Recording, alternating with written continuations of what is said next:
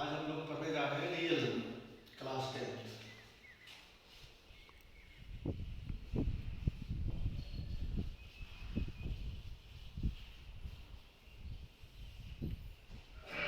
Real number जो है वह दो नंबर के कॉम्बिनेशन से बना है, रेशनल और इरेशनल। तो यह दो नंबर के कॉम्बिनेशन से बना है, रेशनल और इरेशनल।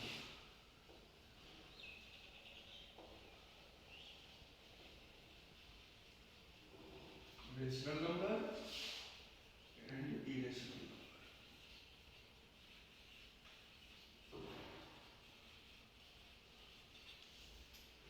तो सबसे पहले हम रेशनल नंबर को अच्छी तरह से पढ़ लेते हैं। रेशनल नंबर क्या होता है?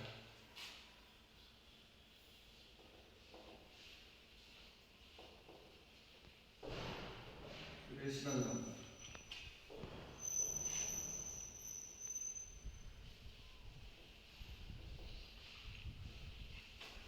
Rational number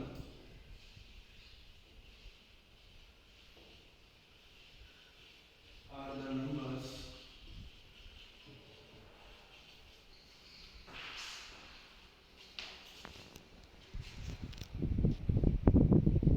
which can be written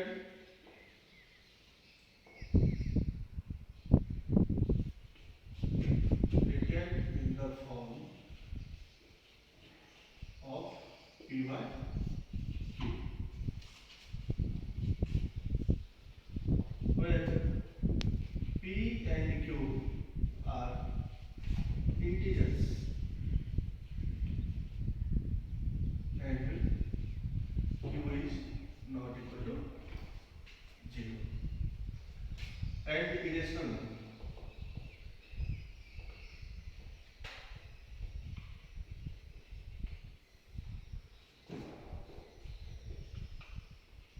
Irrational number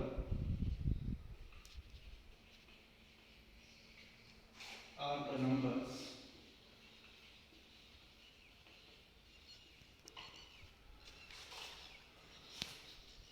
which can not be written in the form of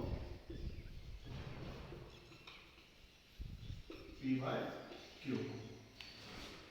where P and Q are integers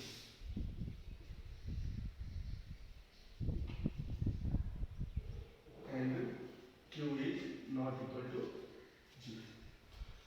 तो अब रेशनल और इरेशनल नंबर को हम अच्छी तरह से जान लेते हैं वो डेसिमल रिप्रेजेंटेशन के द्वारा, डेसिमल नंबर के द्वारा हम रेशनल नंबर और इरेशनल को अच्छी तरह से जानेंगे। पहले आप इसको अच्छी तरह से उतारो।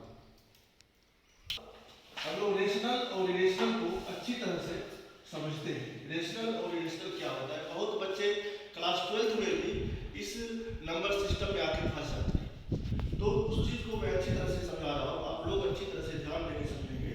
डेसिमल नंबर, डेसिमल नंबर यह दो तरह के होते हैं, एक होता है टर्मिनेटिव और एक होता है नॉन टर्मिनेटिव।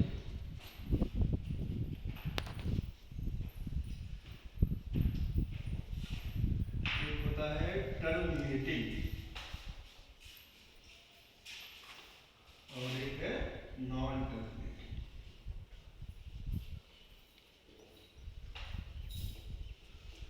इसके द्वारा आप अच्छी तरह से समझ जाएंगे रेशनल और इरेशनल क्या होता है।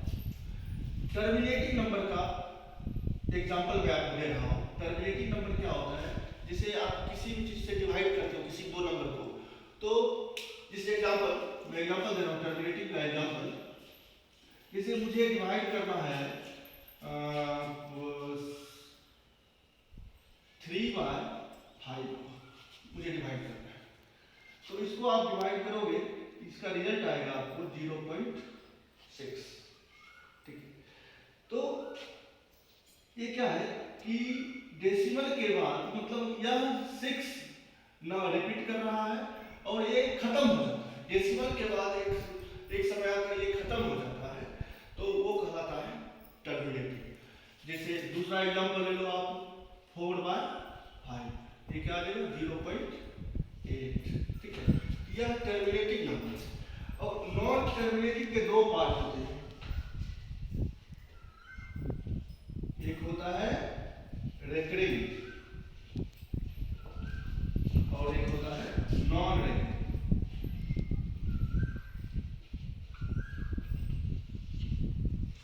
रेकरिंग क्या होता है?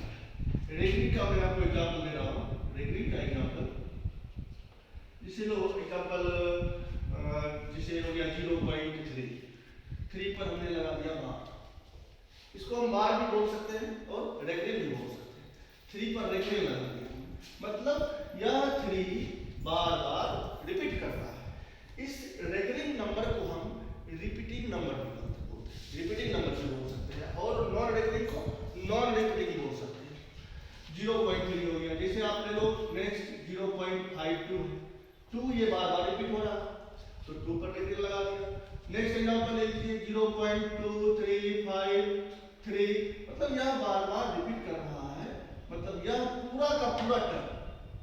जैसे फिर अब आएगा तो फिर क्या आएगा 2 आएगा, 3 आएगा, 5 आएगा, 3 आएगा, मतलब इस पूरे ये पूरा नंबर रिपीट करेगा। ठीक है, तो ये सारे नंबर हमारे क्या आ जाएंगे, कौन सा नंबर का है रेकरिंग। ठीक है, अब नॉन रेकरिंग में जैसे एग्जांपल ले लो नॉन रेकरिंग का, जैसे आ गया आपको 0.2357 कुछ भी लिखो, मतलब इसमें कोई पैटर्न नहीं, ये कभी खत्म होना ही नहीं, ये चलता चलता रहेगा। ठीक है, जैसे हम लोग √2 का वैल्यू, √3 का वैल्यू एक अप्रोक्सीमेट वैल्यू लेते हैं, जैसे कि √2 का वैल्यू होता है क्या क्या होता है 1.414 एंड सो, लेकिन प्राय हम लोग यूज क्या करते हैं 1.414, तो ये अप्रोक्सीमेट वैल्यू लेते हैं, ना कि एग्जैक्ट वैल्यू। यह रिपीट करेगा ही, इसमें कोई पैटर्न नहीं होता, ये चलता चला जाएगा, इसलिए इसको हम क्या बोलते हैं इरेशनल नंबर। याद हो √3 का ले लो, क्या ले 1.732 एंड सो, तो ये सारे कहलाते हैं नॉन रेकरिंग। जैसे कि पाई का वैल्यू हम लोग क्या लेते हैं 22/7। बहुत स्टूडेंट ये भी पूछता है कि सर जब p/q के फॉर्म में हम रेशनल नंबर को लिखते हैं तो फिर 22/7 भी तो होना चाहिए, p/q के फॉर्म में है, ये तो रेशनल होना चाहिए, लेकिन यह पाई का एग्जैक्ट वैल्यू नहीं है, यह पाई का अप्रोक्सीमेट वैल्यू है। इसका वैल्यू क्या होना है 3.14, ये 3.14 एग्जैक्ट वैल्यू नहीं है, इसमें कोई पैटर्न नहीं होता है, ये चलता चला जाता है, इसमें कोई पैटर्न नहीं होता है। तो ये सारे नंबर जो कहलाते हैं इरेशनल कहलाते हैं। नॉन टर्मिनेटिंग के दो पार्ट होते हैं, रेकरिंग और नॉन रेकरिंग। तो रेकरिंग और टर्मिनेटिंग ये दोनों कहलाता है, ये इसको हम लिख सकते हैं, इसको मैं लिख सकता हूं which can converted into fraction, which ये इसका है, ये इसको भी which can converted into fraction,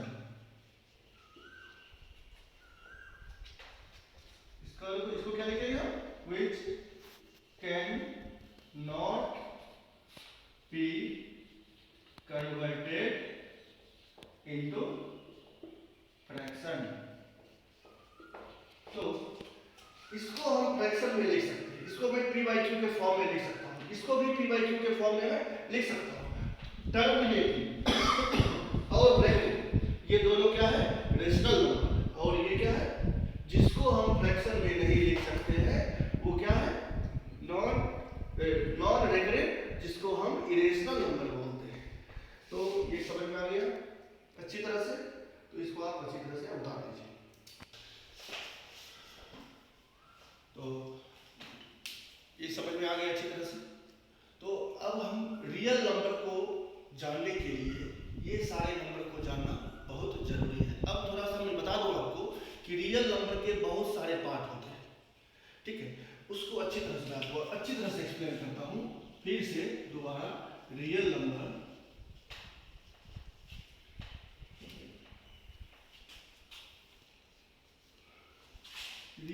में ये दो नंबर के कॉम्बिनेशन से बनता है। कौन कौन बताया था? Rational and irrational.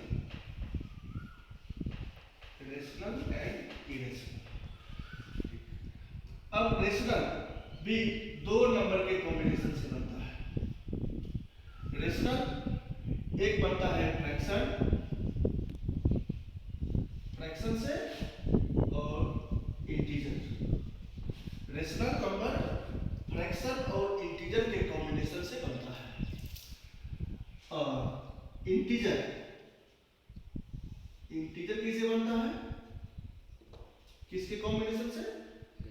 Whole number negative integers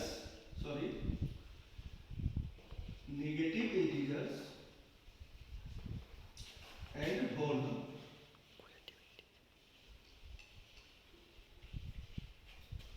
और होल नंबर दो नंबर के कॉम्बिनेशन से बनता है, 0 एंड नेचुरल नंबर।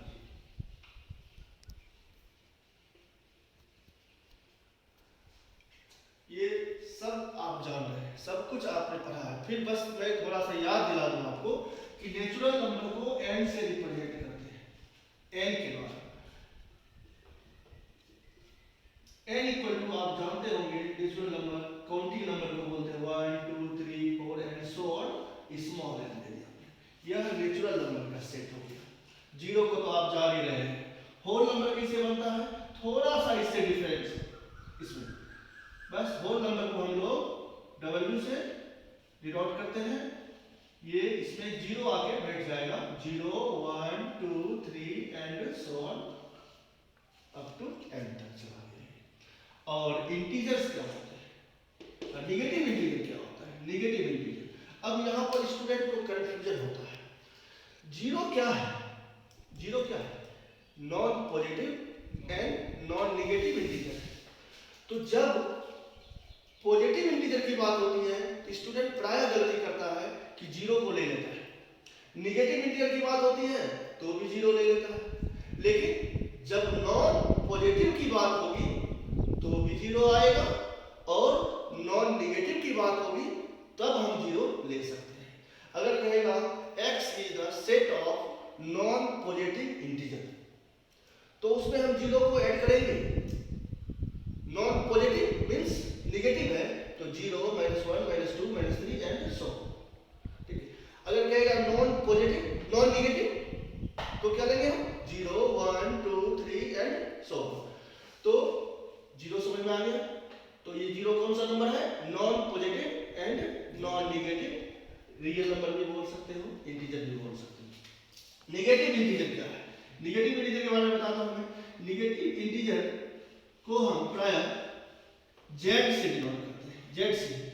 z पर ये नेगेटिव साइन लग गया तो ये नेगेटिव इंटीजर को डिनोट करता है, जैसे हो गया ये -n एंड सो ऑन, -3 -2 -1, ये हो गया नेगेटिव इंटीजर। इंटीजर्स क्या होते हैं? इंटीजर्स इसको हम z से डिनोट करते हैं। यह इक्वल टू ये सेट हो जाएगा आपको -n and so on, -2 -1 0 1 2 and so on up to n। ये हो गया हमारा इंटीजर। रेशनल नंबर और इरेशनल नंबर आपको बता दिया। ये सारे नंबर मिलके ही बनते हैं रियल नंबर, ठीक है। आगे समझ में? इसको आप अच्छी तरह से फिर से उतार कुछ एक इंपॉर्टेंट क्वेश्चन आपको बताएंगे जो क्लास 9 में है। शायद मैं 10th क्लास को बहुत दिन के बाद पढ़ा रहा हूँ, बहुत हम तो 11th 12th पढ़ाते थे, 10th को बहुत दिन बाद पढ़ा रहे हैं। तो शायद 9 क्लास में ही है। हम बचपन में ही पढ़े थे, मुझे याद है। √2 √3 एक इरेशनल नंबर है, इसको प्रूव करके बता दो। तो उस वक्त मुझे भी हार्ड लगता था। तो आज स्टूडेंट भी वही करता है, जो मुझे लगता था तो स्टूडेंट उसको याद कर लेता है स्टेप बाय स्टेप। बहुत इजी चीज, बहुत इजी है। मैं प्रूव करने के लिए देता हूँ। Prove that √3 is a irrational number। ये क्वेश्चन है। तो यह किस मेथड से बनेगा? तो उस मेथड को बोलते हैं कंट्राडिक्शन मेथड। मतलब जो चीज मुझे प्रूव करना है उसके उल्टा चलना है मुझे, वो कंट्राडिक्शन मेथड होता है। तो इसका सॉल्यूशन देखो, हम यहाँ पे मान लेंगे हमको प्रूव करना है इरेशनल, लेकिन मैं इसका उल्टा चलूंगा rational. Let √3 is a rational number.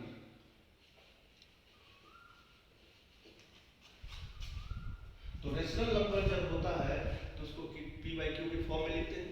√3 जब रेशनल है, हमने एज्यूम किया है, तो √3 इक्वल टू क्या हो जाएगा?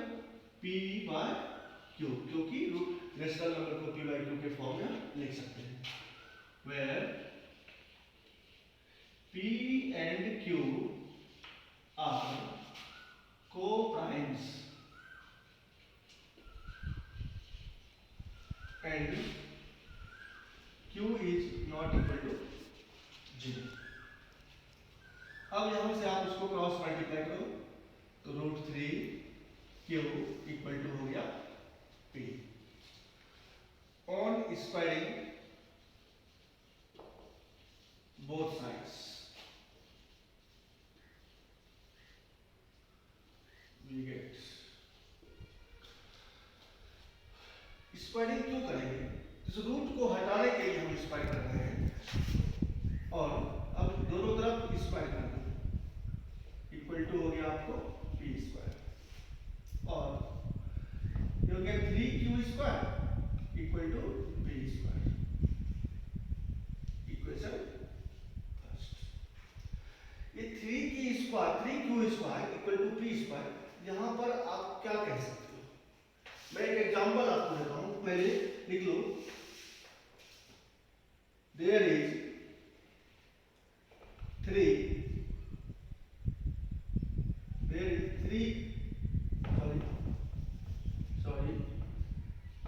is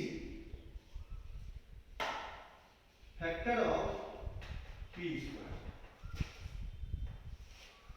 3 is factor of p², तो so 3 will be factor of p also। जब 3 p² का फैक्टर होगा तो 3p का भी फैक्टर होगा। जैसे एग्जांपल आप देख सकते हैं, 4 का स्क्वायर इक्वल टू मैं लिख सकता हूं 2 × 8। देख लो किस फॉर्म में, तो 2 4 का क्या है? फैक्टर। ठीक उसी प्रकार हमने यहां लिखा है 3 फैक्टर हो गया p का। नेक्स्ट, क्योंकि जब 3 p का फैक्टर है, तो 3 p का फैक्टर है, तो p इज मल्टीपल ऑफ 3। जब 3 p का फैक्टर होगा तो p क्या होगा? तो p मल्टीपल ऑफ 3 होगा। मतलब p जो के p के टेबल में, 3 के टेबल में हमको p मिलेगा। 4 is factor of 8, but 8 is multiple of 4, क्योंकि 8 के टेबल में 4 के टेबल में हमको 8 मिलेगा।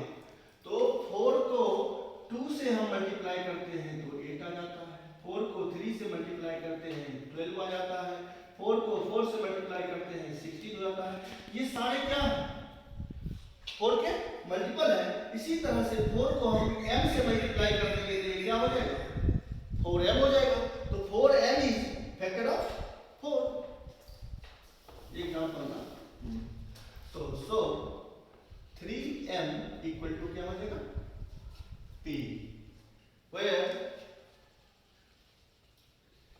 m is an integer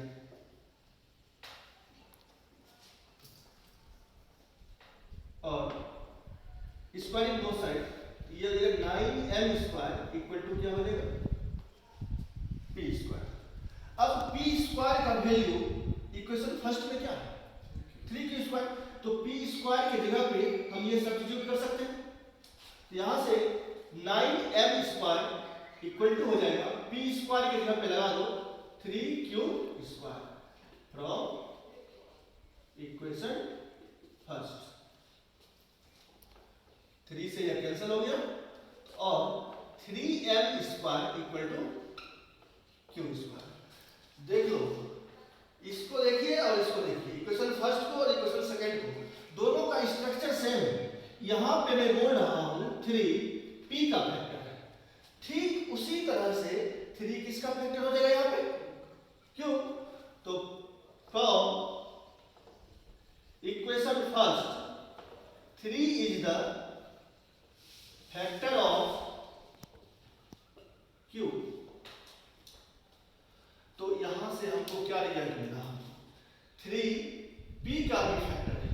यहां पे बोला हूं 3 p का भी फैक्टर है और 3 q का भी फैक्टर है, और वहां पर हमने एज्यूम क्या किया है √3 को p/q के फॉर्म में लिखा है, और p और q क्या है को प्राइम। को प्राइम का मतलब होता है कि p और q में 1 के अलावा कोई भी कॉमन फैक्टर नहीं है। p और q में कोई भी कॉमन फैक्टर नहीं है, वहां पर हमने वो चीज एज्यूम किया है, लेकिन यहां हमको रिजल्ट क्या मिल रहा है p और q में 1 के अलावा क्या फैक्टर मिल रहा है हमको 3 मिल रहा है। यहां पर क्या हो रहा है कंट्राडिक्शन हो रहा है, तो लिखेंगे सो इट इज कंट्राडिक्शन